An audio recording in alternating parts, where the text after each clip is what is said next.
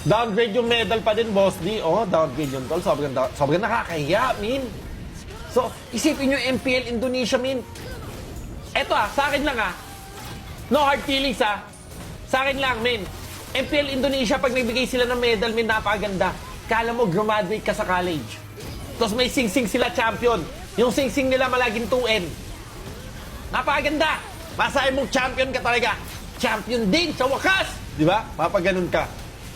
Sa Pilipinas, MPL. Pag ka nag-champion sa Liga ng Intercolor.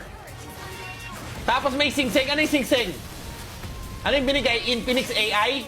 Yung AI na Gago 1.5 yun, min. 1.5. Cyberzone. Lala! Ang lala! Tangina, tapos pag magbabuyout ka ng player, min yun. Yung kinabit na yung medal, tinignan ni Carl, pagod na dismaya si Carl. Tangina, ikaw, syempre isipin mo, bigat yun Pag sa'yo, batanggaan.